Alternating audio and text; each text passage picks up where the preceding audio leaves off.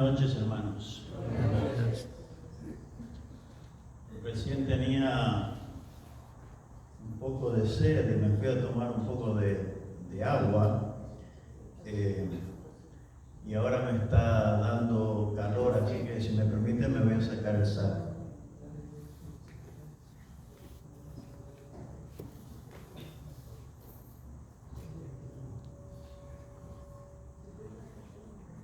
Quería compartir esta noche con ustedes algunas pistas, algunos tips que el Señor ha dejado en las Escrituras para que nosotros podamos conocer los tiempos que estamos viviendo, conocer lo que el Señor requiere de nosotros, conocer un poco de la voluntad del Señor para el momento exacto en que vivimos. Así que más o menos eso es lo que nos va a ocupar en esta noche. Vamos a inclinar nuestras cabezas y voy a pedir al Señor que pueda dirigirnos en esta noche. Querido Padre, has prometido la presencia de tu Espíritu Santo y estamos muy agradecidos porque siempre cumples tu palabra. Danos, Señor, esa bendición de lo alto para que podamos comprender tu palabra y sobre todas las cosas, Señor, para que podamos ponerla en práctica. Quédate con nosotros, lo pedimos en el nombre de Jesús. Amén. Amén.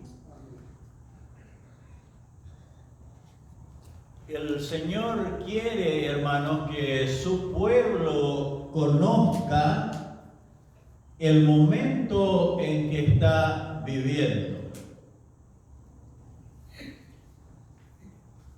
Y el Señor ha dejado muchas cosas en la Biblia para que nos indiquen en qué momento estamos viviendo. Y para indicarnos también cómo debemos vivir en esos momentos. Eclesiastés, el capítulo 1 y el versículo 9, dice que no hay nada nuevo debajo del sol. ¿Qué es lo que fue? Lo mismo que será, dice el sabio Salomón. El sabio Salomón entendió que Dios había hecho en su preconocimiento de las cosas, Dios había visto esta manera de enseñarnos qué vendría y cómo vivir en los tiempos que vendrían. También el capítulo 3 de Eclesiastés y el versículo 1 dice que, bueno, del 1 en adelante, dice que cada cosa tiene su tiempo. Entonces debemos preguntarnos nosotros en qué tiempo estamos viviendo nosotros. Otras de las cosas que el Señor ha dejado para que su pueblo pueda guiarse son el repetimiento de la historia. Dice en 1 Corintios, el capítulo 10 y el versículo 11, estas cosas fueron escritas como ejemplo y están escritas para amonestarnos a nosotros, a quienes hemos alcanzado los fines de los siglos. Elena de White dice que hablando del pueblo de Israel, dice que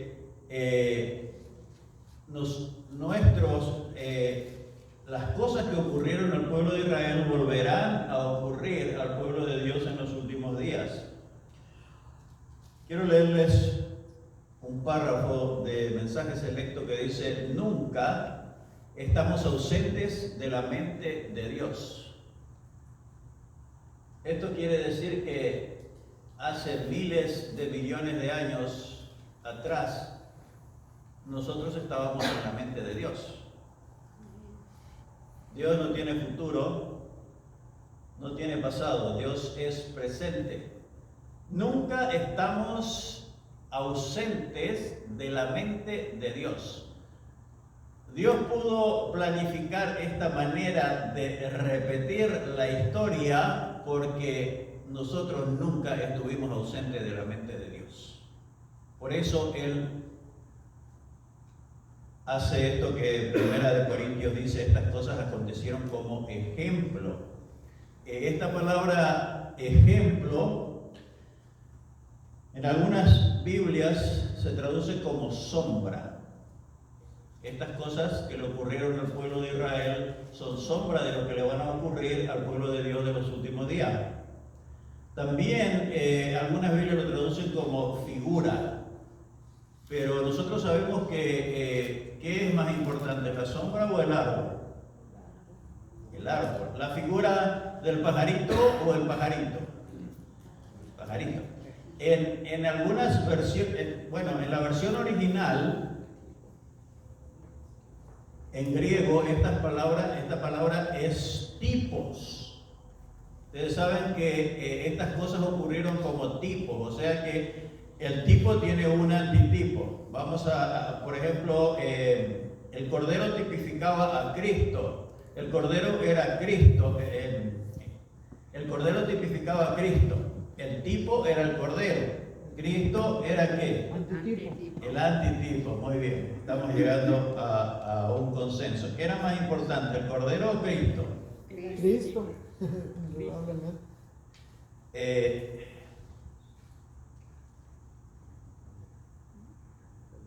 Hay muchas otras cosas que nosotros podemos encontrar que nos ayudan a ver el momento que estamos viviendo. Mateo 24, 45 dice: ¿quién es el siervo fiel y prudente al cual el Señor puso sobre su casa para que le dé el alimento a su tiempo? Es interesante porque el original dice el alimento en su temporada. Si alguno de ustedes tiene la versión King James, también lo van a encontrar de esta manera. El alimento en su temporada. Cada temporada tiene un alimento diferente. Y nosotros debemos saber qué temporada estamos viviendo para poder saber qué alimento debemos nosotros consumir. Si nosotros estamos viviendo cerca de la venida de Cristo, también en ese mismo versículo de Mateo 24, el versículo 33, dice que nosotros podemos saber cuándo el Señor está cerca y cuándo inclusive está a las puertas. Nosotros podemos saber eso si es que nosotros podemos estudiar la palabra de Dios y conocer las estaciones en las que nosotros estamos viviendo.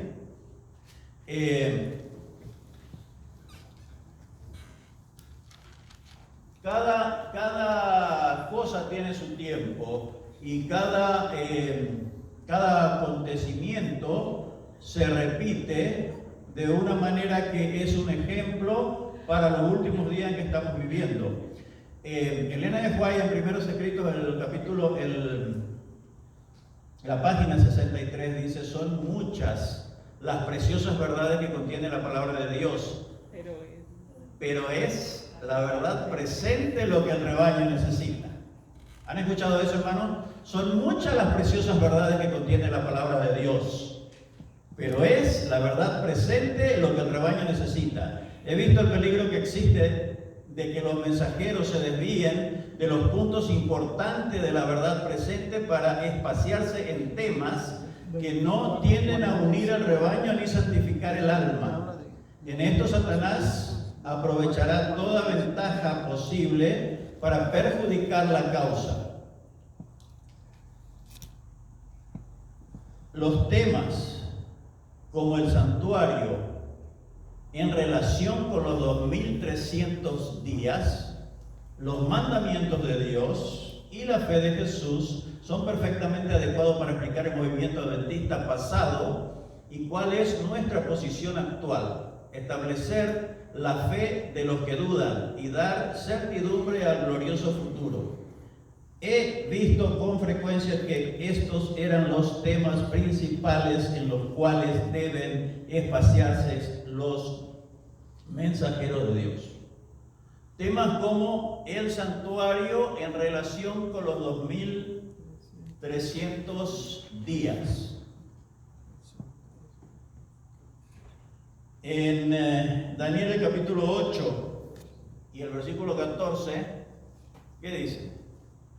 Hasta 2300 tardes y mañanas y el santuario será purificado.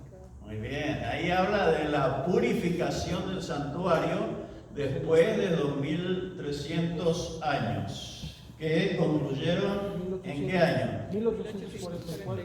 ¿En qué día? 22 de octubre. Muy bien, hace poco pasamos en la fecha, octubre 22.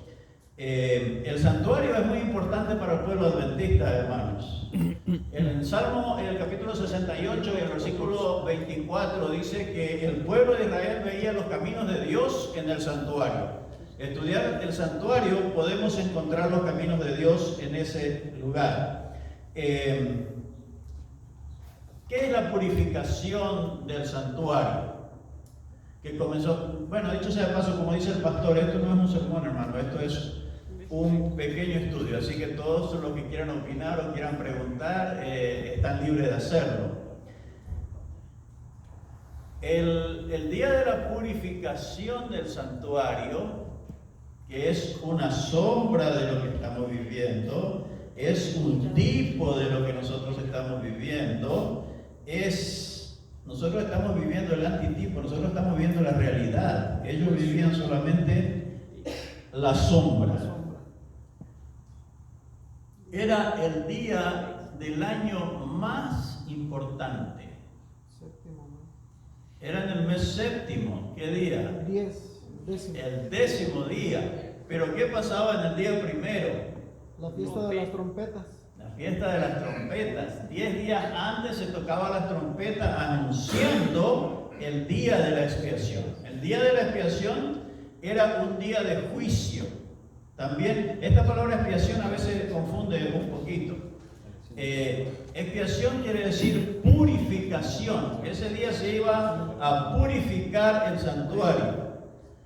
Expiación significa limpieza, significa vindicación. Esta palabra limpieza aparece también en algunas Biblias. ¿Ustedes recuerdan cómo se contaminaba el santuario? Con los pecados. Muy bien.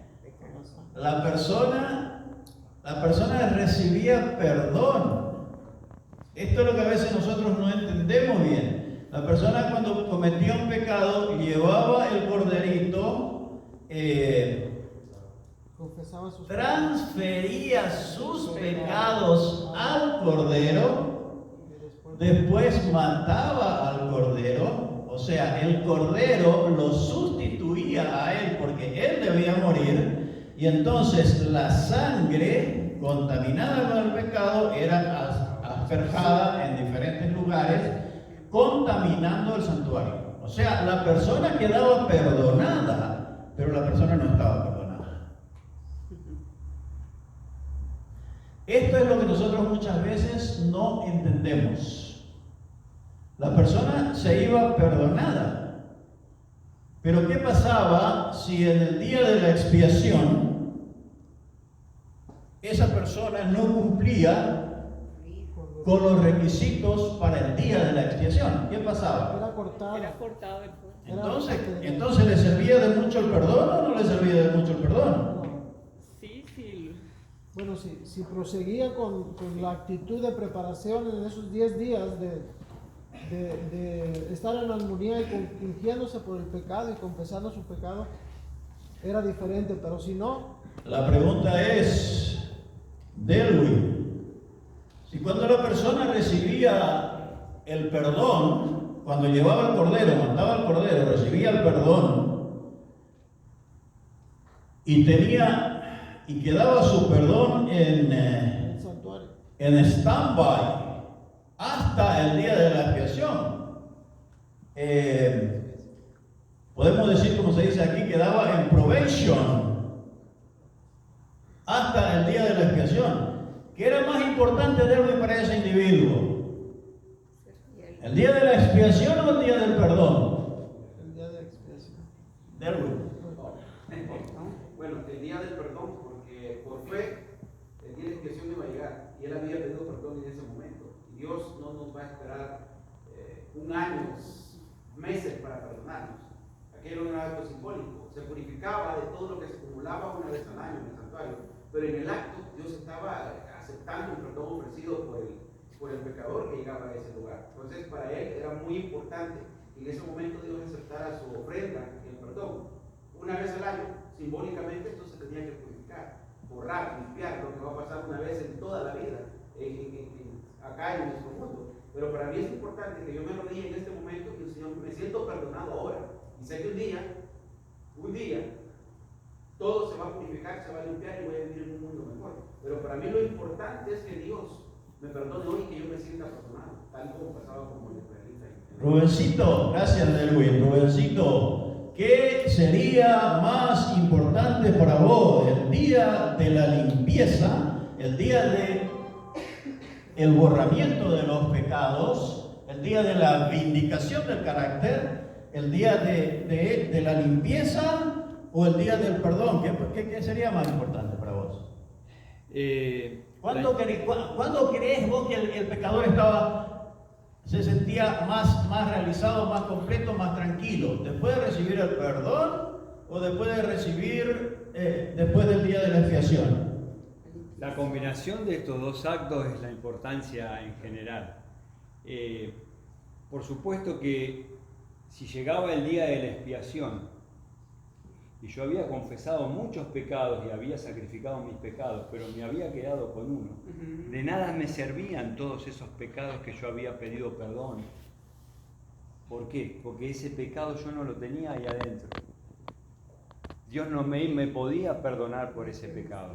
Entonces tomaba una trascendental importancia el día de expiación. Por eso yo me tenía que asegurar, a partir de que sonaba esa trompeta, de que todos mis pecados pudieran entrar adentro de ese lugar. Porque cuando llegara el día de expiación, no importaba si yo había pedido perdón porque había sido un mentiroso, pero al otro día yo había robado. Entonces mi Señor lo que tiene es, Él evalúa una conducta pecaminosa. A veces nosotros nos confundimos con esa situación.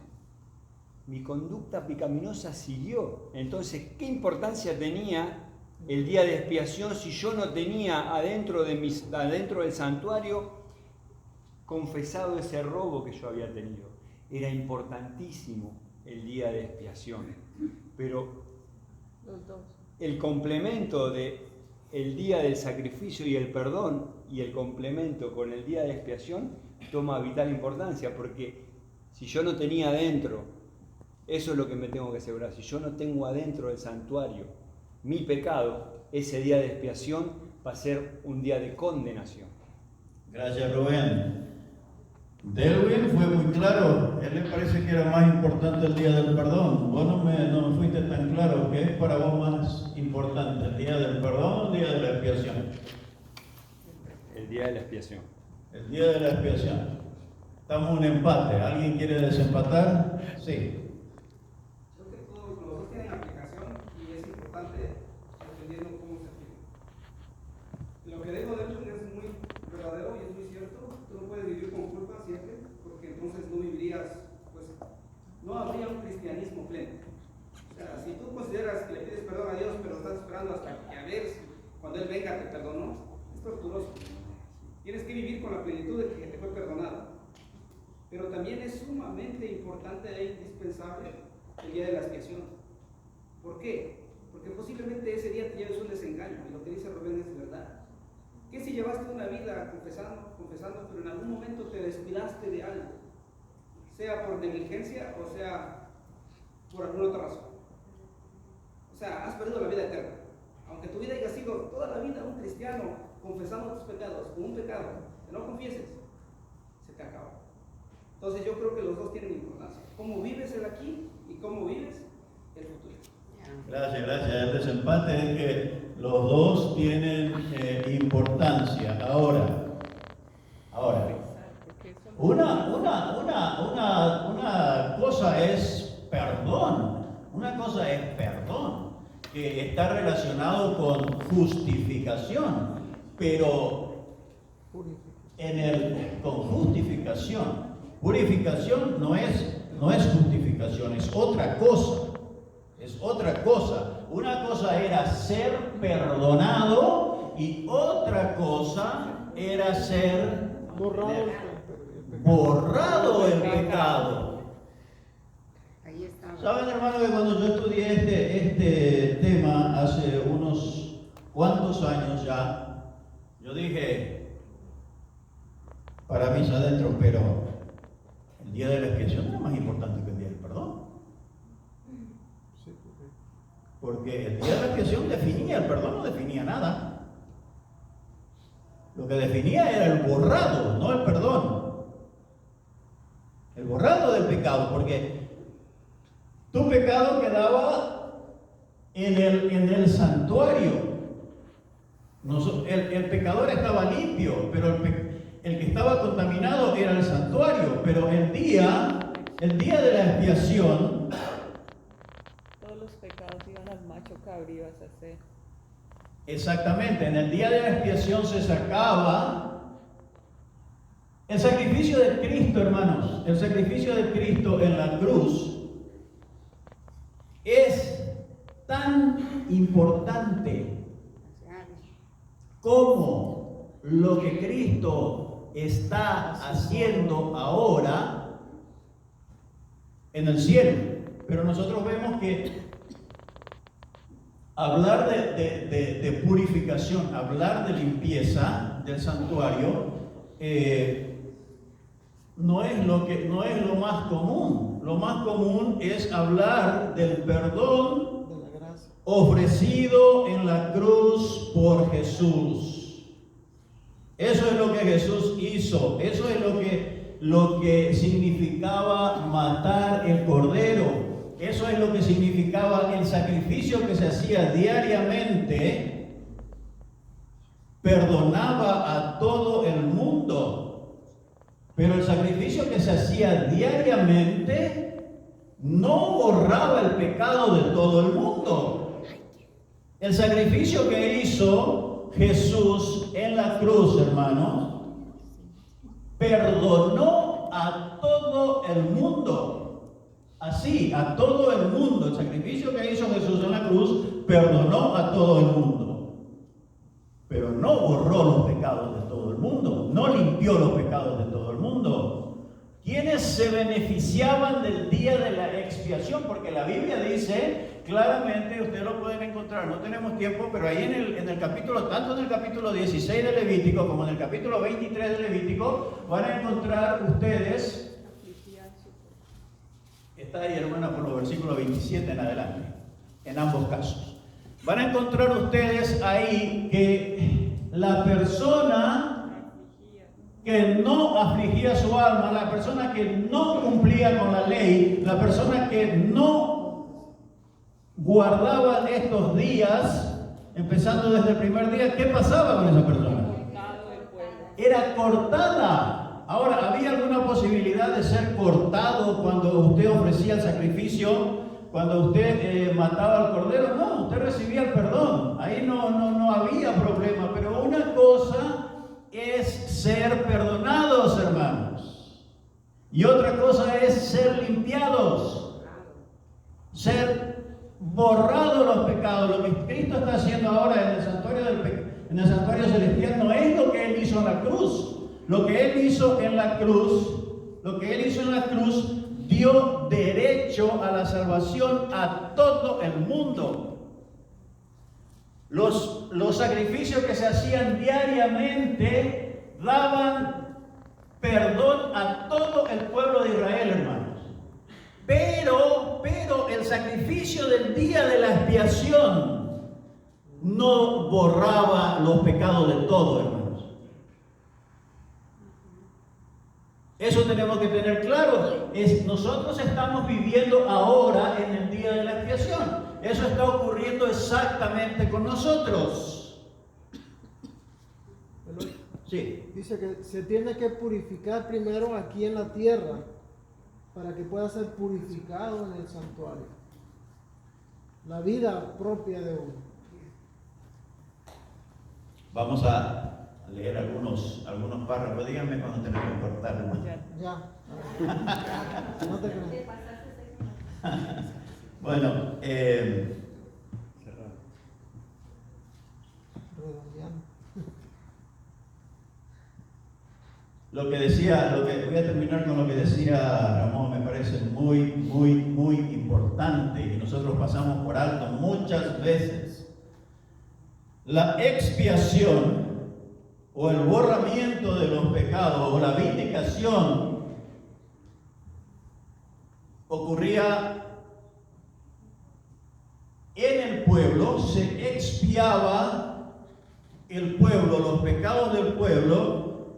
Se hacía expiación por todos los utensilios. Se hacía limpieza de todos los utensilios y se hacía limpieza de todo el pueblo. Eran las dos cosas. A veces nosotros hablamos de la limpieza del santuario nomás, pero nos olvidamos que ese día el pueblo era limpiado, el pueblo quedaba limpiado ese día. Y eso es el día que nosotros estamos viviendo.